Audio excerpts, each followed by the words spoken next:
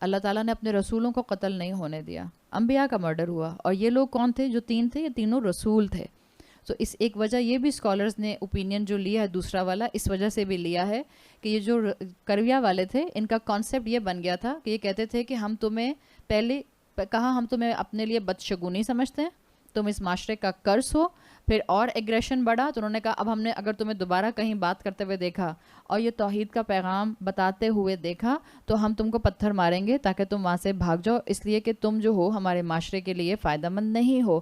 اور پھر ایگریشن اور بڑھا تو اسی آیت میں کہہ رہے ہیں وَلَا يَمَسَّنَّكُم مِّنَّا عَذَابٌ أَلِيمٌ, اور یقیناً تم کو ہم سے جو ہے اگر تم باز نہ آئے تو پھر تم کو ہم ٹارچر بھی کریں گے, ہم تم کو عذاب علیم دیں گے. عذاب علیم کی ڈیفینیشن اگر آپ سمپلسٹک فارم میں سمجھنا جائیں تو ہم اب تم کو ٹارچر کریں گے, یعنی اب ہم کوئی اور طریقہ اختیار کریں گے تاکہ تم جو معاشرے کے لیے مشکل چیز بن گئے ہو, تم معاشرے کا کینسر بن گئے ہو, اور ہمیں تمہیں جو ہے اس معاشرے سے دور کرنا ہے. آپ رجم اس لیے بھی کرنے کا مفہوم لے سکتے ہیں کہ جب یہ کہا جائے کہ لوگ تمہاری بات سے کہیں انفیکشس ڈیزیز کی طرح افیکٹڈ نہ ہو جائیں. بعض لوگ دین پر چلنے والوں کو بالکل ایسا ہی لیتھل کینسر سمجھتے ہیں. بعض لوگ یہ کہتے بھی ہیں فلاں کے ساتھ میں زیادہ وقت گزارنا, برین واش کر دیتی ہیں, ہے نا. برین واش کیسے کر دیتی ہیں؟ اس لیے کہ ان کو جو وائرس دین کا لگ گیا ہے وہ بہت جلدی انفیکشس ڈیزیز آپ کو بھی لگ سکتی ہے. تو یہ لَنَرْجُمَنَّكُمْ کے اندر یہ والا امپیکٹ جو ہے یہ بھی آتا ہے. آپ دیکھ رہی ہیں کہ اس بستی کا, اس ٹاؤن کے لوگوں کا aggression level by level increase ہو رہا ہے. پہلے کہا کہ تم بہت برے ہو, تم معاشرے کے لیے جو ہو ہمارے علاقے کے لیے بیڈ اومن ہو. پھر کہا اگر ہمارے قریب آؤ گے تو ہم پتھر ماریں گے. بالکل جیسے کسی انفیکشس ڈیزیز والے انسان کو, کنٹیجیس ڈیزیز والے انسان کو کہا جاتا ہے دور رہو ہم سے ورنہ بیماری ہمیں بھی لگ جائے گی. اور پھر ایک اور لیول کا ایگریشن بھرا کہ یہ کہا کہ ہم تم کو ٹارچر بھی کریں گے. اب یہ آیت آئی سورۃ یاسین کے اندر. آڈینس جب نازل ہوا قرآن تو کتنی تھیں؟ کتنی آڈینس تھیں؟ 3 تھیں جب قرآن نازل ہوا. رسول اللہ صلی اللہ علیہ وسلم اور آپ کے صحابہ اور مشرکین سب سن رہے تھے. رسول اللہ صلی اللہ علیہ وسلم اور مومنین کو, صحابہ کو اس آیت سے یہ بتا دیا گیا کہ دیکھیں یہ جو آپ کے اوپر اس وقت مکی دور میں ایگریشن بڑھ رہا ہے یہ پہلے بھی ہو چکا, اور آپ کا اس وقت کا ایگریشن اور بڑھنے کے چانسز بھی ہیں. اگر یہ 6 یا 7 ایئر تھا نبوہ کا تو ابھی تو 13 نبوی تک آپ کو مکہ میں رہنا تھا. تو رسول اللہ صلی اللہ علیہ وسلم کو اور صحابہ کو مینٹلی پریپیئر کر دیا گیا کہ یہ آپ کے آس پاس کی قوم قریش کا ایگریشن بڑھ سکتا ہے. یہ پہلے بھی ہوا ہے اور یہ آپ کے ساتھ بھی ہو رہا ہے. اور ہم جانتے ہیں کہ کتنا زیادہ ایگریشن مکہ میں بڑھا ہے کہ مسلمانوں نے پہلی ہجرت جو کی تھی ایبیسینیا کی طرف, اس کے بعد ان کو آخر کار دوبارہ بھی ہجرت کرنی پڑ گئی, اس لیے کہ مسلمانوں کا مکہ میں سروائیو کرنا جو تھا وہ بالکل مشکل ہو رہا تھا. یہی امپیکٹ اب اس وقت قرآن کی چوتھی آڈینس آپ اور میں ہیں. آپ اور میں بھی سن رہے ہیں نا. مسلمانوں کے خلاف باقی قوموں کا ایگریشن کیا آج بڑھ رہا ہے؟ It's a very common observable thing. دنیا کی ڈیفینیشن میں آج دنیا میں جتنا اس وقت فساد ہے, جتنے ایشوز ہیں, جتنا فائنینشیل کرنچ ہے, جتنا فائنینشیل ڈپریشن ہے, جتنے آئل کرائسز ہیں, جتنی جنگیں ہیں, جتنے فساد ہیں, وہ سب اسلام کی وجہ سے ہیں. آپ ہیڈ لائنز پڑھ لیجئے, آپ بڑے چینلز کے اندر سے جو ہیں وہ ہیڈ لائنز سن لیجئے, آپ کو سارا impact at the end of the news channel یہی ملتا ہے کہ یہ سارا اصل میں جو دنیا کے اندر اس وقت پرابلم کا ایشو ہے, جو کرائسس کا ایشو ہے, یہ اصل میں مسلمانوں کی اور اسلام کے ایکسٹریمزم کی وجہ سے ہو رہا ہے. جب بھی آپ دیکھیں گھوم پھر کر ہر چیز کے سلوشن کو جب لایا جاتا ہے تو وہ یا کسی مسلمان ملک کے اوپر لایا جاتا ہے یا وہ مسلمانوں کے اوپر فردر پالیسیز کو اور ایلیگیشنز کو ٹائٹ کرنے کے لیے لایا جاتا ہے. Same thing is happening, history is repeating it self. آپ کو اور مجھے بھی یہی چیز بتائی جا رہی ہے. انبیاء اور رسولوں کے ساتھ یہی ہوا تاریخ میں, رسول اللہ صلی اللہ علیہ وسلم اور صحابہ کے ساتھ ہوا, اور آنے والے تمام مسلمان اس کام کے لیے تیار رہیں کہ آپ کے اوپر بھی یہی الزامات لگیں گے. آپ کے خاندان میں کہا جاتا ہوگا اِنَّا تَطَيَّرْنَا بِكُمْ, تم ہمارے لیے بیڈ اومن ہو, تمہاری وجہ سے ہماری خوشیاں ڈسٹرب ہو گئیں.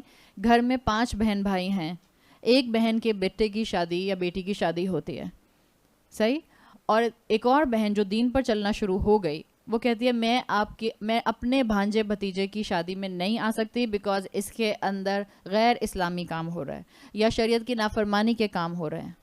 جو نہیں جاتی وہ خود تو دکھ کا شکار ہوتی ہے. یقیناً اللہ کی خاطر انسان رکتا ہے, انسان اللہ کی خاطر اپنے آپ کو بے عملی سے روکتا ہے, مگر انسان ہے, روبوٹ تو نہیں ہے.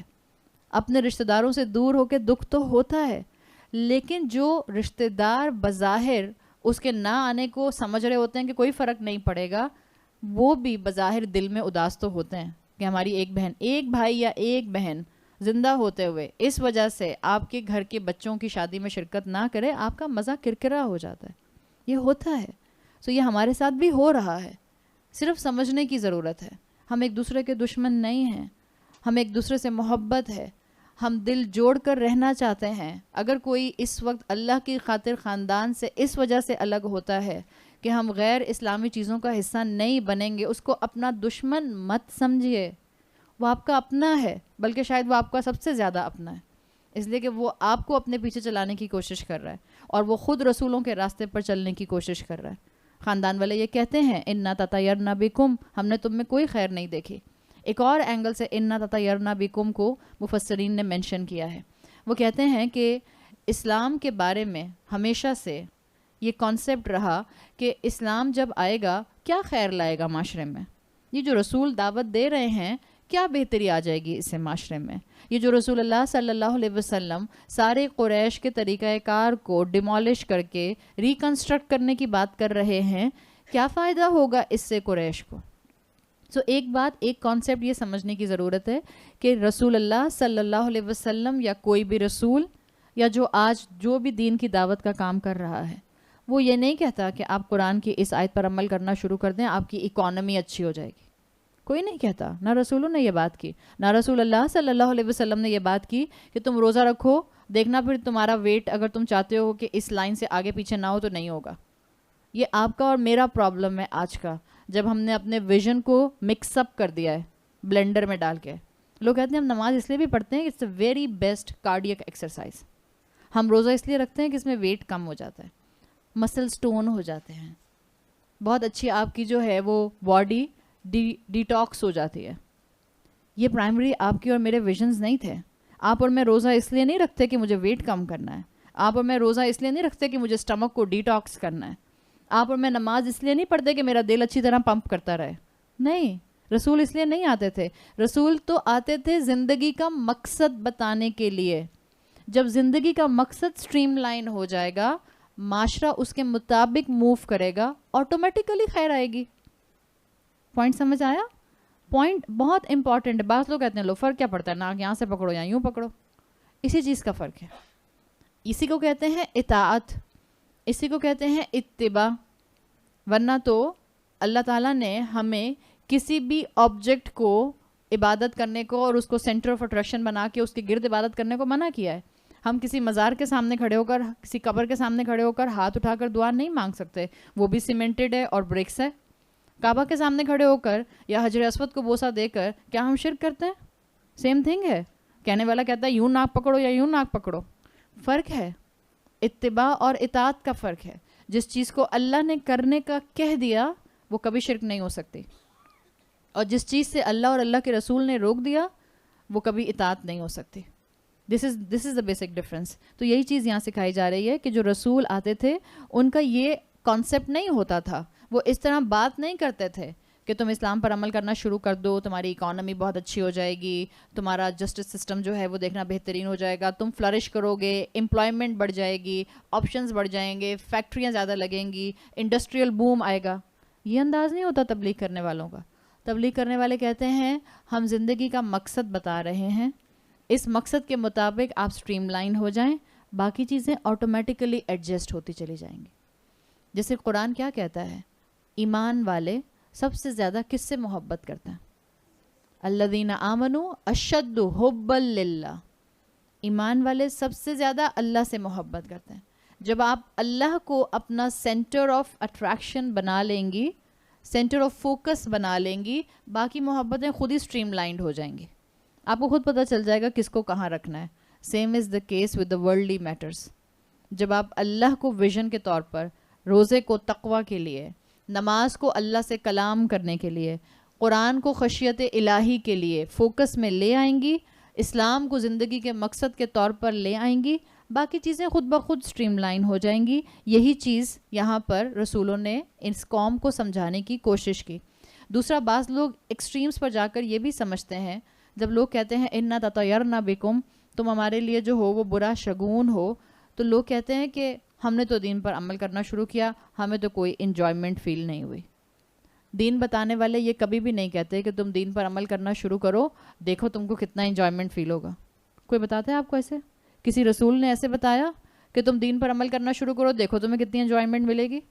آپ روزہ رکھتی ہیں، آپ کو پیاس لگتی ہے، آپ کا بچے پیپر دینے جا رہے ہیں نا، بچہ پیپر دینے گیا ہوا ہے صبح سے 8 بجے سے، اور 3 گھنٹے کا اس کا پیپر ہے، 1 بجے وہ گھر پہنچتا ہے، کتنا بھی ایئر کنڈیشن میں بیٹھ کے اس نے پیپر دیا، لیکن ایک ایگزرشن ہے، نیند کی کمی ہے. آپ کا کیا خیال ہے اس کو بہت مزہ آ رہا ہے روزہ رکھے؟ تھک رہا ہے وہ، لیکن وہ پھر بھی اپنے آپ کو جو ٹائی کر کے رکھا ہوا ہے روزے کے ساتھ، وہ اس لیے نہیں ہے کہ اس کو صرف وزن کم کرنا تھا اپنا، وہ اس لیے کہ اللہ نے حکم دیا اور اس کو پورا کرنا ہے. This is all about bringing اللہ in the centre of your focus. آپ کا فوکس جب اللہ پر ہو جاتا ہے تو آپ کی باقی چیزیں خود بخود زندگی کی سنورنا شروع ہو جاتے ہیں. اور یہی رسول سمجھانے کی کوشش کرتے تھے. آپ کی خوشی افطار کے ٹائم پر جو ہوتی ہے، پانی پینے کے بعد 1 گھونٹ پانی، 1 گلاس پانی، باقی 11 مہینے ہمیں کبھی ایسی خوشی نہیں دیتا جو روزہ کھولنے کے ٹائم پہ خوشی دیتا ہے. اس انجوائمنٹ کو آپ دنیا داروں کی انجوائمنٹ سے کمپیئر کریں تو وہ کہیں گے کیا پاگل لوگ ہیں، پانی پی کے اتنا خوش ہو رہے ہیں. بٹ دین یہ نہیں کہتا ہے، کہ دین کہتا ہے کہ تم دیکھنا، تم دین میں آؤ تمہیں کتنی انجوائمنٹ فیل ہوگی. It's all the way round. دین کہتا ہے اللہ کی بات ماننا شروع کرو، پھر دیکھو تمہاری زندگی میں ہر چیز کیسے سٹریم لائنڈ ہو جائے گی. وہ ایک پانی کا گلاس جو اللہ کی نعمت لگتا ہے، آپ اور میں واقعی اس کو الفاظ میں ڈسکرائب نہیں کر سکتے. اور وہ جو رسول اللہ صلی اللہ علیہ وسلم کی آپ کو صحیح حدیث ملتی ہے، جب آپ پانی پینے کے بعد دعا اللہ سے مانگتے ہیں، ذهب الظمأ وابتلت العروق وثبت الاجر انشاء اللہ. لگتا ہے واقعی اللہ کے رسول صلی اللہ علیہ وسلم نے ہماری انٹرنل کیفیت کو الفاظ میں بیان کر دیا، اور لٹرلی لگتا ہے کہ آپ کی ایک ایک وین کے اندر پانی چلا گیا ہے.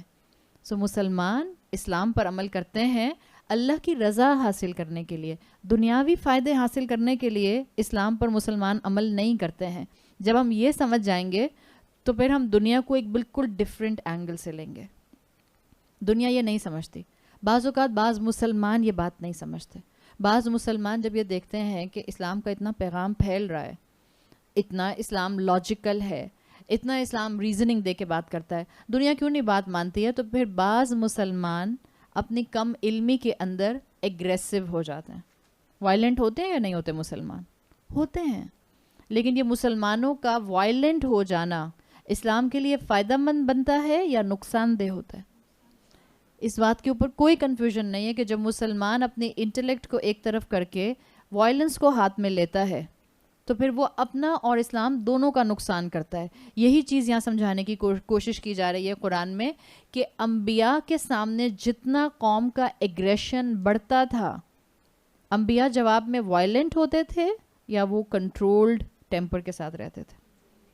سو اگر آج کوئی مسلمان اپنی جسٹیفیکیشن وائلنس کی یہ دیتا ہے کہ میرے آس پاس بہت بے عمل لوگ ہیں، اس کا مطلب ہے اس میں انٹلیکٹ کی بہت کمی ہے، اس کو ابھی بہت علم حاصل کرنے کی ضرورت ہے. اس نے رسولوں سے کچھ نہیں سیکھا.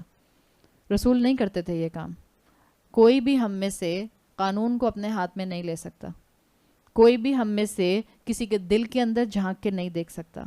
کوئی بھی ہم میں سے کسی کے ایمان کے لیول کو سمجھ نہیں سکتا. تو پلیز جب لوگ بے عمل ہوں، جب اولادیں بے عمل ہوں، پلیز اپنی آوازوں کو اور اپنی ٹون کو کنٹرول میں رکھیں. بعض اوقات ہم سمجھتے ہیں کہ ہمارا بلند آواز میں بولنا شاید ہماری آوازوں میں اور ہماری بات میں بہت دلیل اور اسٹرانگ دلیل لے کے آ جاتا ہے. ایسا نہیں ہوتا ہے. بلند آواز کمزوری کی علامت ہے.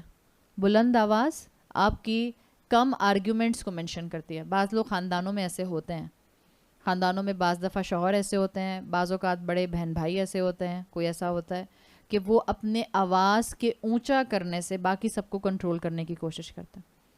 This is a very common phenomena in the education field کہ جو انسان اپنے دلائل کو بلند آواز سے دینے کی کوشش کرتا ہے اصل میں اس کے پاس دلائل کی کمی ہوتی ہے, اور جو بہت کنٹرولڈ انداز میں سنتا زیادہ ہے بولتا کم ہے, اور جب بولتا ہے تو افیکٹو کنٹرولڈ بولنے کی کوشش کرتا ہے, وہ دلائل کے ساتھ بول رہا ہوتا ہے.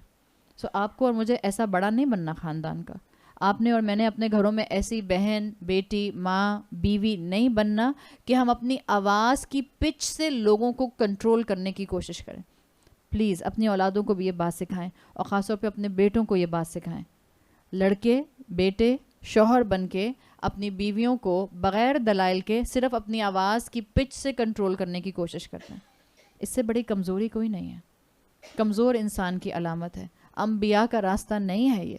اور پھر ہم اپنے غصے کی دلیل دیتے ہیں. حضرت عمر رضی اللہ عنہ بھی تو غصہ کرتے تھے. حضرت عمر کی اسپریچویلٹی کو جانتے ہیں؟ کس منہ سے نام لیتے ہیں حضرت عمر کا؟ حضرت عمر کی ہمبلنس کو جانتے ہیں؟ جب وہ خلیفہ بن گئے, جب اتھارٹی ان کے ہاتھ میں آ گئی, لوگ کہتے ہیں اس کے بعد ہم نے حضرت عمر کو غصہ کرتے ہوئے نہیں دیکھا. حضرت عمر کی زندگی کے وہ ایسپیکٹ ذرا پڑھیے سیرت عمر رضی اللہ عنہ, تو آپ کو پتہ چلے گا کہ کیا ان کے اندر اتھارٹی ملنے کے بعد عاجزی آئی تھی. ان کا غصہ کیسے اللہ تعالیٰ نے وقت کے ساتھ ساتھ کم کیا. جنرلی ہم کیا دیکھتے ہیں, ہمارے ہاں ہم لوگوں میں عمر کے ساتھ ساتھ غصہ کم ہوتا ہے یا بڑھتا جاتا ہے؟ جو جتنا بڑا ہوتا جاتا ہے عمر میں یہ نہیں کہہ رہی جو جتنا بوڑھا ہوتا جاتا ہے, جو جتنا بڑا ہوتا جاتا ہے اس کا غصہ اور ایگریشن اتنا بڑھتا جاتا ہے, اتنا زیادہ ہمیں استغفار کرنے کی ضرورت ہے. یہ انبیاء کی سنت نہیں ہے. غصہ کرنے والے لوگ پیار محبت سے لوگوں سے بات کریں. لوگوں کی انسلٹ کر کے اپنی بات کو ٹاپ آف دا ڈسکشن لے آنا, اس سے بڑی حماقت کوئی نہیں ہوتی ہے. پھر لوگ ایسے لوگوں کی اصلاح کرنا بھی چھوڑ دیتے ہیں.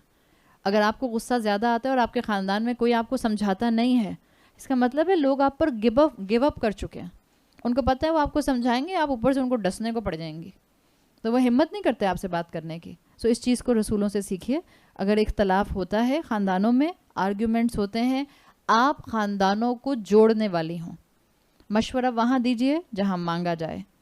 اور جب آپ دو لوگوں کو خاندانوں میں لڑتے ہوئے دیکھیں تو آپ کا کام کیا ہونا چاہیے؟ آپ نیوٹرل ہو کے ایک طرف ہو جائیں یا کوشش کریں ان کو ٹھیک کریں.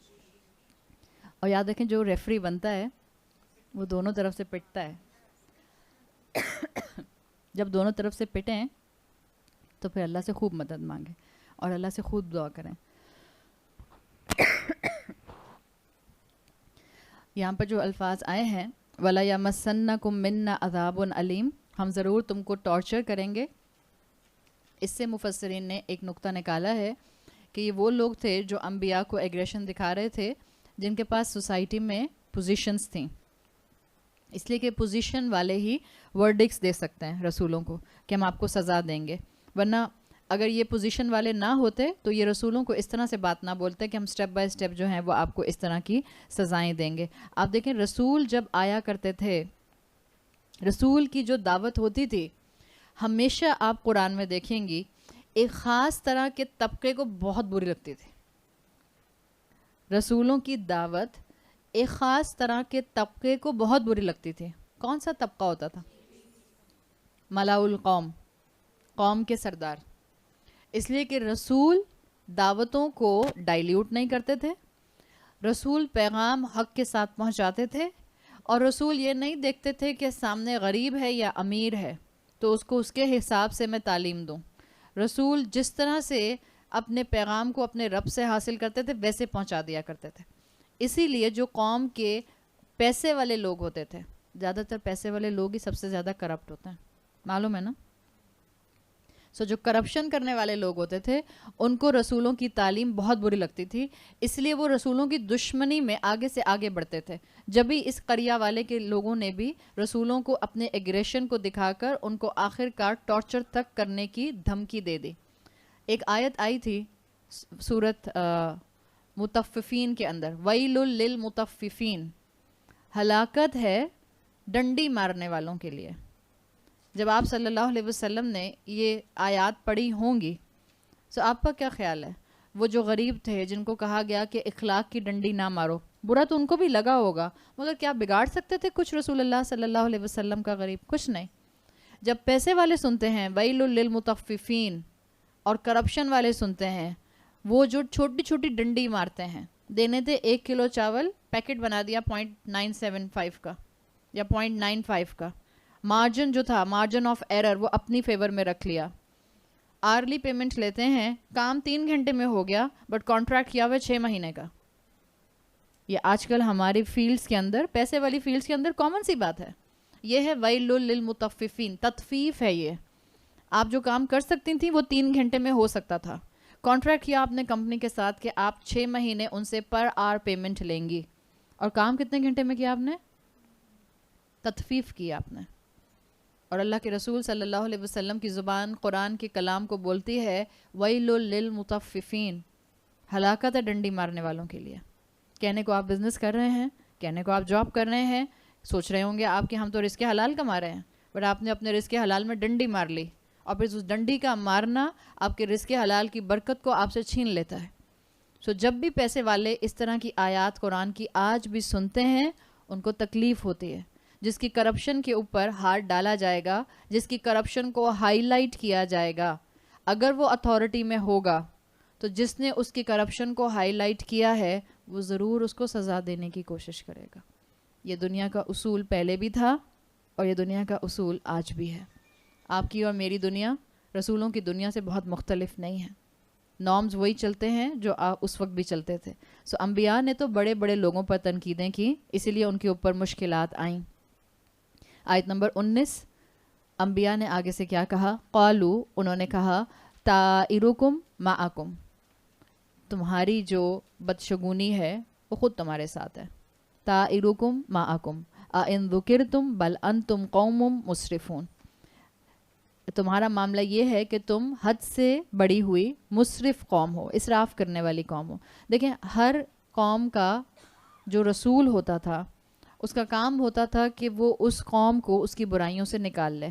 یہاں آیا نا طائرکم, طائر تو یا تو الف حمزہ را جو آیا ہے طائر, یہ سپرسٹیشنز کے لیے بھی آتا ہے. انہوں نے کہا تھا نا انا تطیرنا بکم, ہم تم کو اپنے معاشرے کا بیڈ اومن سمجھتے ہیں.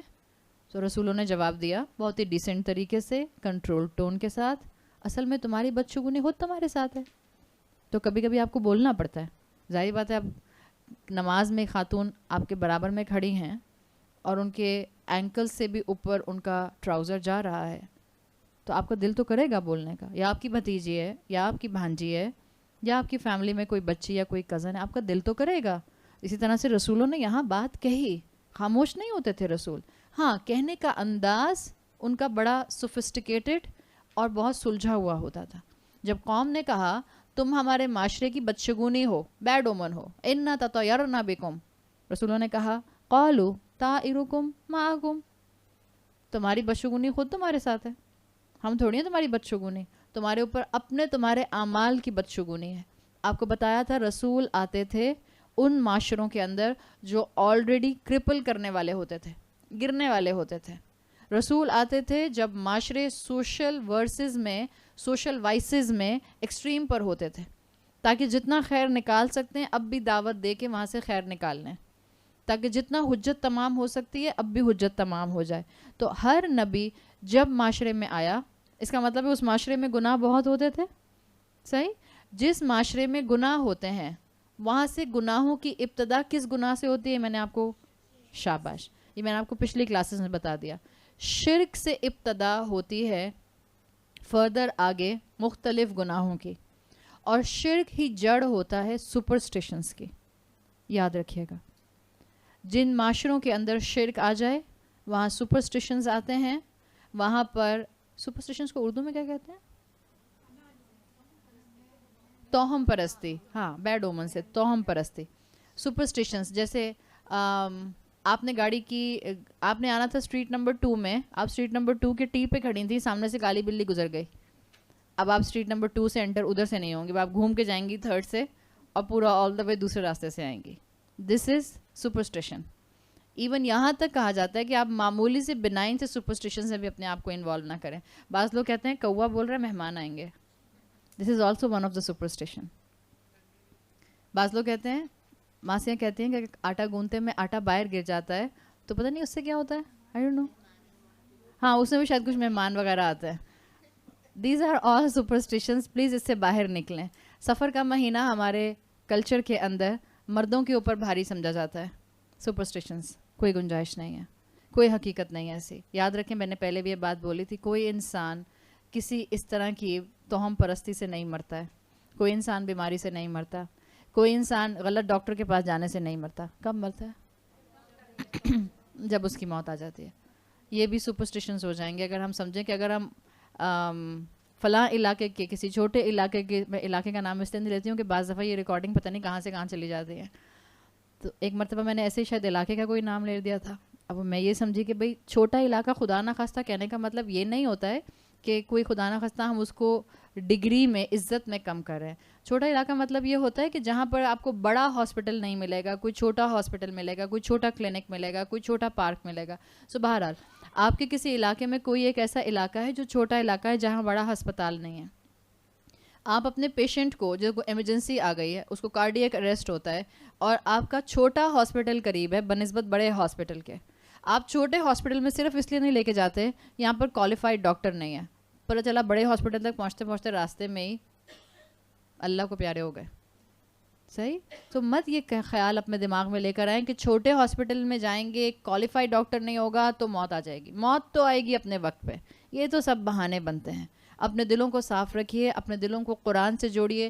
جو جتنا توحید پرست بنتا ہے, جو جتنا ایک اللہ پر یقین کو بڑھاتا ہے, جو جتنا مونوتھیسٹک ہوتا ہے, اس کا ان تمام چیزوں سے رشتہ کٹتا جاتا ہے یہاں تک کہ وہ کمپلیٹلی اپنا پورا توکل اللہ پر لے آتا ہے. سو یہ جو قوم تھی ان کے اندر بھی سپرسٹیشنز تھے, ان کے اندر بھی شرک تھا, توہمات تھے, بیڈ اومنز تھے. انہوں نے رسولوں کو کہا, رسولوں نے کہا نہیں, تمہارے بیڈ اومنز خود تمہارے ساتھ ہیں. اور انسان کے گناہ اس کے لیے سب سے بڑے اس کے بیڈ اومنز ہوتے ہیں.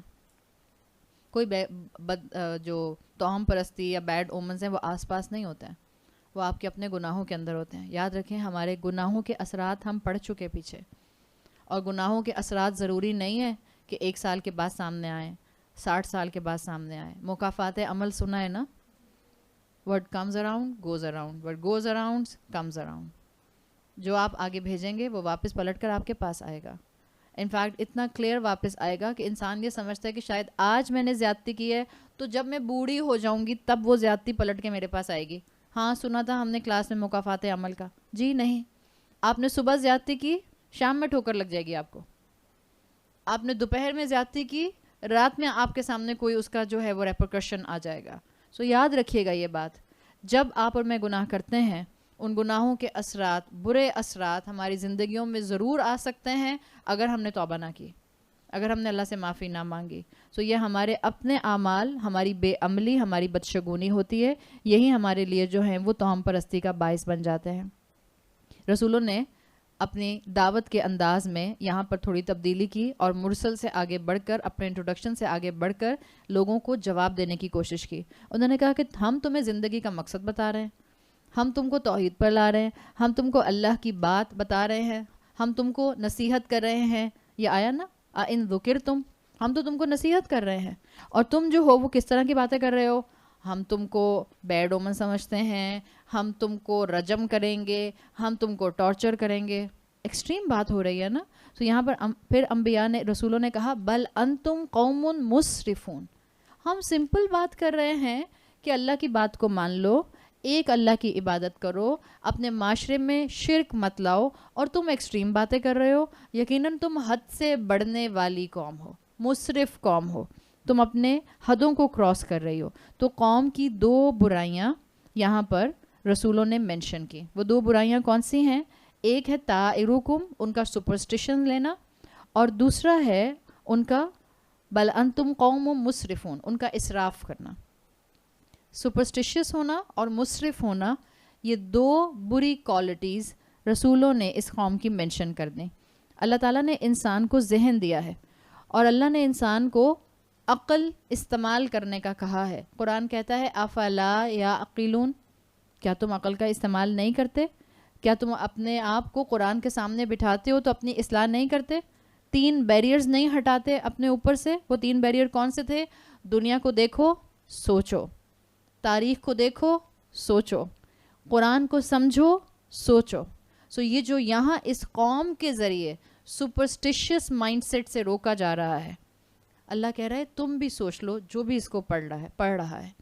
یا رسول اللہ صلی اللہ علیہ وسلم کے ذریعے صحابہ کو کہہ دیا گیا کہ اپنے لیے اس چیز کو سمجھ جاؤ کہ کوئی تم کو برائی نہیں پہنچ سکتی جب تک کہ اللہ نہ چاہے, کوئی تم کو نقصان نہیں پہنچا سکتا جب تک کہ اللہ نہ چاہے, اور تم جب تک اپنے آپ کو خیر کا جو ہے وہ آپشن نہیں سمجھ سکتے اگر اللہ تم کو نقصان دینا چاہے. یہ کانسیپٹ صحابہ کو سمجھایا گیا, یہ کانسیپٹ مجھے اور آپ کو بھی سمجھایا جا رہا ہے. اپنی زندگی میں سے بیڈ اومنز لینا, توہم پرستی کرنا, اپنے گھروں کے اندر سے سپرسٹیشنز نکال دیں.